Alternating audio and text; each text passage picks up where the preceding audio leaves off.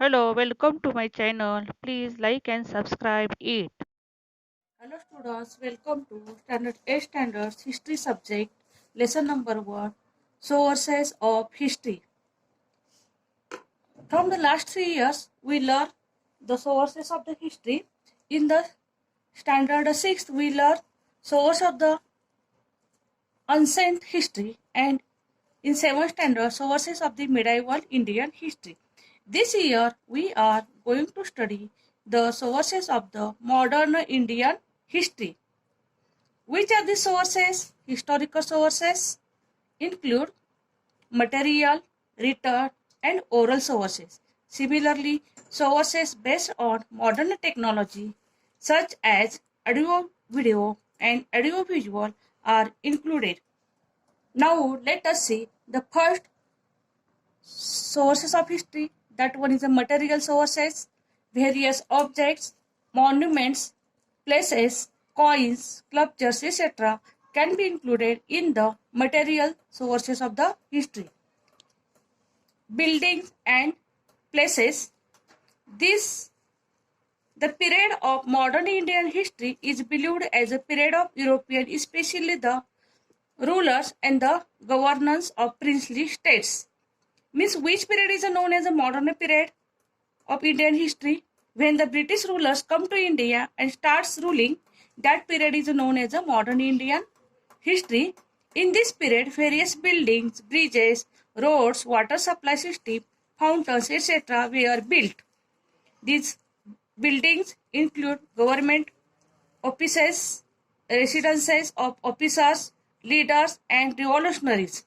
Revolutionaries means Krantikara, palaces of rulers of princely states, forts, prisons, etc. Among these monuments, many buildings are enacted even today. Enacted means what? Present.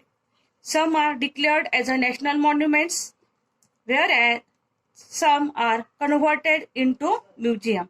For example, Cellular Jail in Andaman. Next, while visiting these sites, we get information about contemporary history, architecture, nature of the monument, and also the economic condition of that particular period. Just as during the visit of Cellular Jail in Andaman, we get information about the revolutionary work of V.D. Savarkar.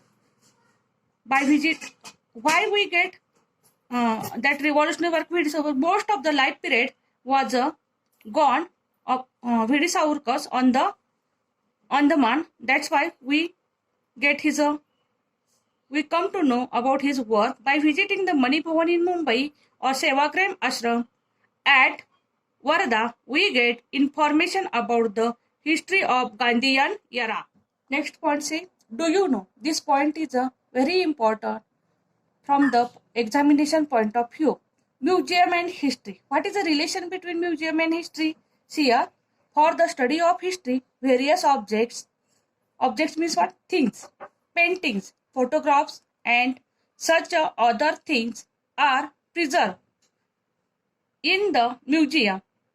At the Aga Khan Palace in Pune, we can see different objects, documents giving information about the life of Mahatma Gandhi. Next, source of history, that is the statues and memorials. Statues means what? Putale. Memorials means smarak. That is memorials were built in the memory of the great historian or a great person who did some important work for the country.